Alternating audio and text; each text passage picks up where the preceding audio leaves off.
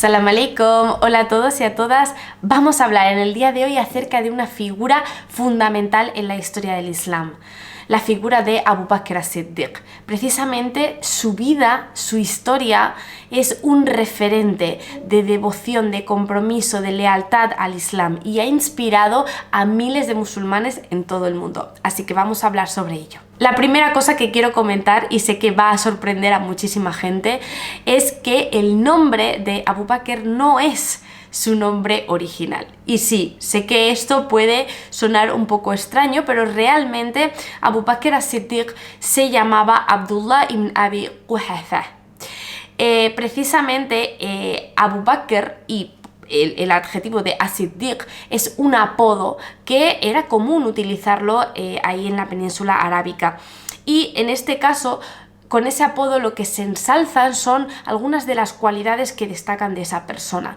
En el caso de Abu Bakr, al utilizar ese adjetivo de as-Siddiq, ¿no?, que significa el veraz, el honrado, ¿no?, aquella persona que es sincera, lo que nos está manifestando o lo que nos está trasladando es esta idea de buena persona, de buena reputación que él tenía en la ciudad de Meca. Él era conocido precisamente por ser una persona confiable, veraz, sincera, transparente en este sentido, ¿no? Y de ahí que se le conociese pues de esta manera, ¿no?, como Abu Bakr as-Siddiq. Nació en la ciudad de Meca, en la península arábica, aproximadamente en el año 573 después de Cristo, unos 3 años después de que naciese el profeta Muhammad sallallahu alaihi wasallam. Por tanto, vemos que son contemporáneos y de hecho esto se manifiesta desde el primer momento, desde muy temprana edad, ambos se conocen y entablan una amistad. Por tanto, vemos que ya antes de esa revelación del Islam, los dos tenían una misma visión del mundo, compartían un mismo entendimiento, un mismo paradigma, compartían valores y no se sentían del todo identificados con el tipo de sociedad que había en Meca. Esta amistad que tiene con el profeta Muhammad sallallahu alaihi wasallam desde antes de la revelación es un elemento importante, ¿no?, que de alguna manera también contribuye a que él crea en el mensaje y sea el primer hombre en convertirse al Islam. Hablamos en un vídeo anterior que os dejo por aquí que la primera persona había sido una mujer, había sido Khadija radhiyallahu anha, y la segunda persona y el primer hombre en hacer esa conversión al Islam y en creer en ese mensaje y seguir al profeta Muhammad sallallahu alaihi wasallam fue precisamente Abu Bakr as-Siddiq. Dado que se conocían, dado que tenían ese vínculo cariñoso, amoroso, de amistad mutuamente, cuando el profeta Muhammad sallallahu alaihi wasallam le dijo a Abu Bakr cuál era ese mensaje que él había recibido, él no dudó en ningún momento de su amigo y confió plenamente en sus palabras, en la honestidad con la que hablaba, en cuál era su conducta, su comportamiento, y es por eso que estuvo a su lado de principio a fin. De hecho, Abu Bakr as-Siddiq fue prácticamente la mano derecha o la mano izquierda, ¿no?, entre Khadija, su tío Abu Talib y Abu Bakr. Realmente hicieron un poco este efecto piña, ¿no?, para arropar, para proteger, para impulsar al profeta Muhammad sallallahu alaihi wasallam en esa transmisión del mensaje del Islam, ¿no? Abu Bakr, de hecho, fue la primera persona después del profeta en recibir esos ataques y, bueno, pues esos insultos y ese menosprecio por parte de las tribus de los Quraysh cuando empezó esa divulgación, esa dawa, ¿no?, del Islam pública. Pero es que además de eso, también fue la primera persona en invitar a otros a conocer el Islam, ¿no?, y a formar parte de la comunidad musulmana. Por tanto, la figura de Abu Bakr ha tenido un papel fundamental en la historia del Islam desde sus inicios. Además de eso, él era el padre de Aisha radhiyallahu anha, ¿no?, una de las esposas que tendrá el profeta Muhammad sallallahu alaihi wasallam después de enviudar de quedarse viudo de su matrimonio con Khadija, ¿no? Por tanto, Abu Bakr, como digo, para el profeta Muhammad sallallahu alaihi wasallam será mucho más que su suegro, será mucho más que su amigo, será mucho más que su hermano en el Islam, ¿no? Será su compañero, su confidente, su apoyo, su respaldo en muchísimos momentos críticos, ¿no? Que se dan a lo largo de los 23 años de revelación del Islam. En este sentido, Abu Bakr participará, por supuesto, en batallas fundamentales en el Islam, como la batalla de Uhud, la batalla de Badr, ¿no? Y también, pues, en hechos, en hitos históricos, como es la peregrinación, ¿no? Esa migración, esa hijra, ¿no? Desde la ciudad de Meca a la ciudad de Medina, ¿no? Acompañando al profeta Muhammad sallallahu alaihi wasallam, como digo, en las duras y en las maduras. No quiero extenderme a relatar cada uno de esos pasajes en sus vidas, porque quiero, digamos, diversificarlo y hablar en ello con más detalle en otros vídeos. Esto pretende ser una biografía general de la vida de Abu Bakr as-Siddiq, porque creo que es fundamental entender, primero a grandes rasgos, cuál es el papel fundamental que tuvieron cada una de las personas que conformaban esa umma, esa comunidad al principio, y luego sobre eso poder desarrollar diferentes eventos concretos donde pues se pone a prueba realmente la fe que ellos tenían, ¿no? Y la participación que tuvieron en este sentido. Es por eso que, como digo, aquí hablo de una forma general, pero poniendo la atención, haciendo énfasis en ese papel importantísimo y fundamental que tuvo junto al profeta Muhammad sallallahu alaihi wasallam. Hay que decir que en estos primeros años de divulgación y de revelación del Islam, cuando están aún en Meca y empieza a darse esta situación conflictiva con las tribus de los Quraysh, y empieza esos ataques continuos, esa persecución, ese menosprecio constante, Abu Bakr lleva a cabo unas acciones absolutamente memorables que sin duda deben hacernos pensar y recapacitar muchísimo, ¿no? ¿A qué me refiero? Vamos a poner un poco en situación. En el caso de Abu Bakr, él era una persona bien posicionada dentro de Meca, con un alto poder adquisitivo, que era conocida y respetada por su generosidad. A día de hoy, cuando pensamos en una persona rica, muchas veces, por nuestras creencias limitantes, por nuestros condicionamientos, por nuestros prejuicios, pensamos que son personas que están corrompidas por el dinero, que lo utilizan en un mal sentido, ¿no? Y tenemos una mala asociación con el poder adquisitivo, con este concepto del dinero. Sin embargo, tenemos un montón de ejemplos en el Islam que nos enseñan cómo el dinero por sí mismo no está corrompido, es decir, que todo depende de la persona y del uso que haga de ese dinero. En el caso de Abu Bakr as-Siddiq, como he dicho, era una persona con un alto poder adquisitivo, con reconocimiento, ¿no? con un cierto estatus y respeto dentro de Meca con esas tribus de los Quraysh, ¿vale? Cuando empieza esa persecución, cuando toda esa gente se vuelve en contra, porque realmente se toma el mensaje del Islam como un ataque directo hacia ellos y hacia las tradiciones que han heredado de sus familias, que de esto hablaré en otro vídeo, se da una situación límite en el caso de muchas personas. ¿Por qué? Porque cuando alguien se convertía al Islam, como era el caso de Abu Bakr o de Omar ibn al-Khattab o otras personas, Uthman, al pertenecer a un estatus social distinto, al pertenecer a una tribu de Quraysh noble, reconocida, ¿no? Había una serie de condicionantes que impedían un ataque más directo y más frontal. Es decir, a alguien como Abu Bakr, por hacerse musulmán, le podían criticar, le podían insultar, le podían menospreciar, ¿no? Y atacar al final su dignidad y su reputación. Pero no podían traspasar la línea del ataque físico. ¿vale? Para que me entendáis. En cambio, esto estoy hablando en los primeros momentos, cuando la cosa se empieza a complicar. En el caso de las personas que eran esclavas y que vivían al servicio de los Quraysh, al hacerse musulmanes, ellos seguían siendo esclavos, seguían estando al servicio de estos grandes jefes de Quraysh, ¿no? Por tanto, era la oportunidad, eran mucho más vulnerables para ser maltratados. Esto fue lo que ocurrió.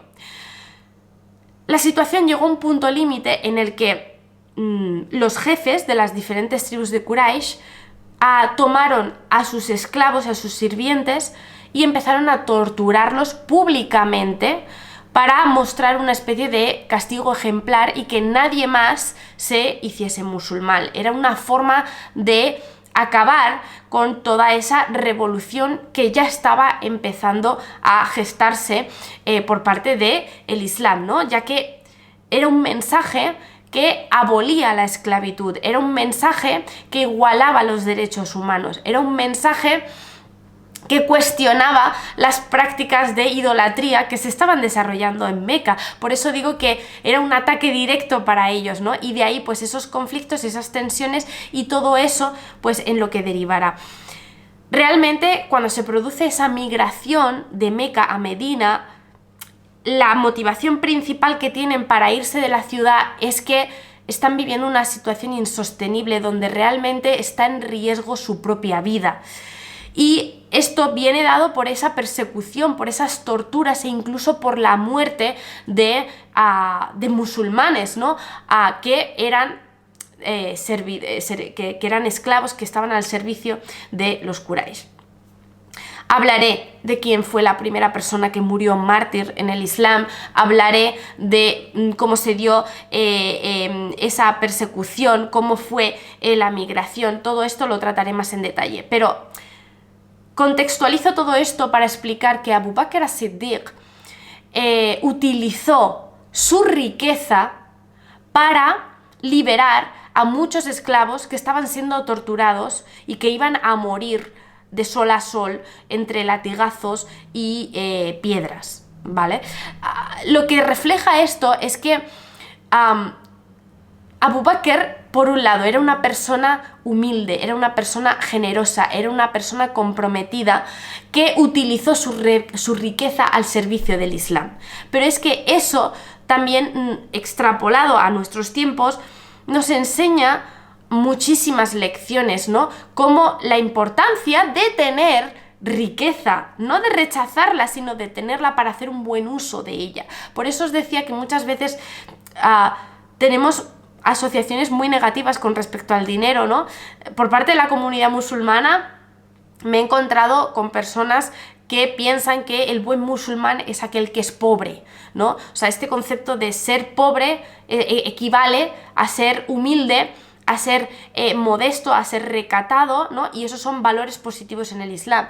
Pero es que realmente cuando estudiamos la historia del Islam nos damos cuenta de que esto es un error, porque si nosotros somos pobres no podemos cumplir con uno de los 5 pilares fundamentales del Islam, que es el zakat, el azaque.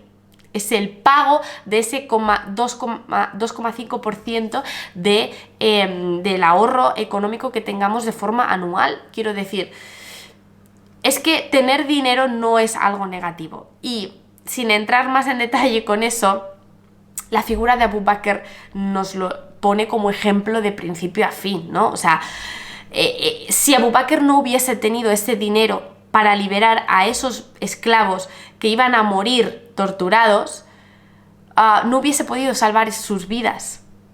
Por tanto, vemos cómo el uso de esas riquezas con un buen fin tiene innumerables beneficios y es algo que favorece no solo a la propia persona, sino también a la comunidad, a la sociedad entera, ¿no?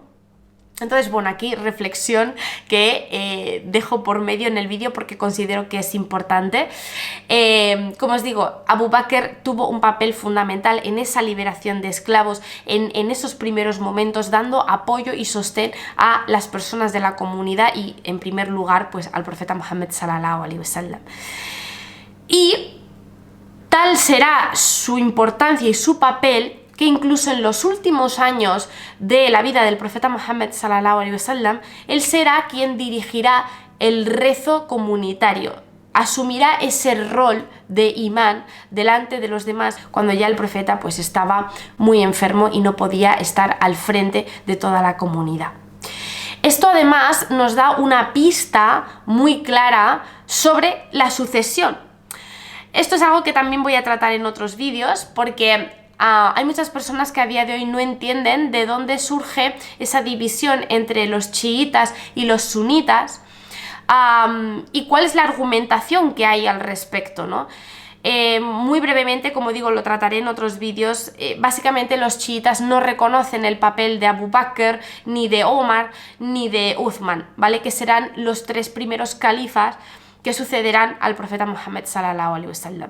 Para los chiitas la figura principal es Ali, que es el sobrino del profeta Muhammad sallallahu alaihi wasallam y que además coincide que es su yerno, ¿vale? Porque estaba casado con Fátima. Trataré todo eso en otros vídeos, pero lo que quiero decir es que ya antes de morir el profeta Muhammad sallallahu alaihi wasallam, el hecho de delegar esas funciones de liderazgo, ese rol de imam de cara a la comunidad musulmana en la figura de Abu Bakr, ya es un indicativo de que realmente era la persona que estaba más preparada para sucederle, ¿no? Así que este conflicto que se da a posteriori y que genera esa división entre sunís y chiitas realmente no tiene mucho sentido cuando ya vemos que la propia voluntad del profeta Muhammad sallallahu alaihi wasallam era delegar estas funciones en la figura de Abu Bakr y no en cualquier otra persona, ¿no? Es decir, que ya ahí nos da una pista de esa sucesión.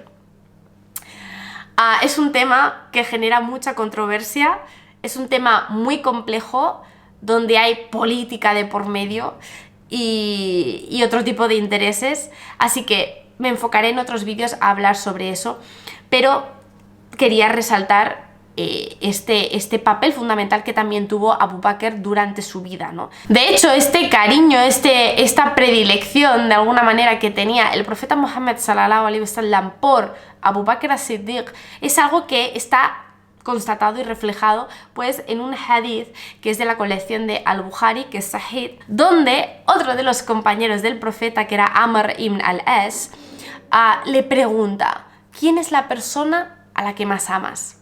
Y el profeta respondió: Aisha. Aquí hago paréntesis para contextualizar esta conversación. Se da cuando el profeta está casado con Aisha, es decir, ya la figura de Hadija, que fue su primera mujer y su gran amor, ya había fallecido, ¿vale? Dice: no, pero ¿y entre los hombres? Volvió a preguntar, ¿no?, este compañero Amr, y en ese caso el profeta Muhammad sallallahu alaihi wasallam respondió: a su padre, ¿no?, al padre de Aisha. ¿Quién es el padre de Aisha? Abu Bakr as-Siddiq. Por tanto, vemos a través de este hadith cómo pues tenía un vínculo sumamente íntimo y especial con él desde el principio, ¿no? Y así lo demuestra y así lo hace saber pues al resto de compañeros, ¿no? En este sentido, cuando el profeta Muhammad sallallahu alaihi wasallam fallece, Abu Bakr asumirá ese rol de líder político, de líder social, de líder religioso, ¿no?, frente a la umma, precisamente con el nombre de Khalifat ul Rasul, ¿no?, es decir, el sucesor del mensajero, que viene a ser pues el primer califa después de la muerte, ¿no?, del profeta Muhammad sallallahu alaihi wasallam. Y estará al mando durante 2 años. Puede parecer un periodo de tiempo muy corto, realmente lo es, pero donde suceden muchísimas cosas y donde él tendrá un papel clave para preservar, para mantener esa unidad de la umma, de la comunidad, y ese mensaje, ¿no?, a posteriori, ¿no? Realmente el califato de Abu Bakr as-Siddiq asentará las bases de lo que luego será pues toda esa expansión del mensaje del Islam por numerosos territorios durante el reinado de el califato de Omar ibn al-Khattab y de Uthman ¿vale? En estos 2 años, ¿qué ocurre? Para tenerlo claro. Y esto tiene que ver con la respuesta del Dawah Test. Precisamente sabéis que los domingos llevo a cabo esta iniciativa de compartir alguna pregunta en una encuesta y después durante la semana doy la solución.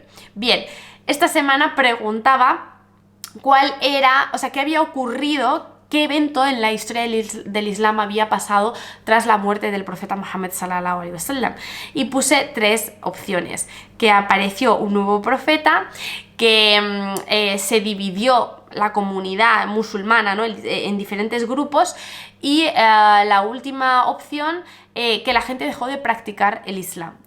La mayor parte de la gente respondió en la segunda opción, es decir, que el Islam se dividió. Y me hizo mucha gracia porque era la trampa, quiero decir, cuando Abu Bakr asumió el control sí que hubo revueltas, sí que hubo conflictos por algunas tribus de beduinos que se habían convertido al Islam recientemente y que cuando murió el profeta Muhammad sallallahu alaihi wasallam se negaron a pagar el zakat, ¿no?, el azaque. Esto se conoce como las guerras de apostasía, ¿vale? Y serán estos primeros conflictos, estas primeras rebeliones que se dan en el Islam, ¿vale? Pero no hay esa división entre unos grupos y otros, que es lo que la gente respondió. Esto es lo que se dará a posteriori, se dará durante pues el califato de Ali y a posteriori. Es lo que os digo de los chiitas y los sunís, ¿vale? Y bueno, pues la batalla del camello y pues incluso pues el asesinato, ¿no?, de los nietos del profeta Muhammad sallallahu alaihi wasallam, y toda una serie de conflictos políticos que se dan pues años después, ¿vale?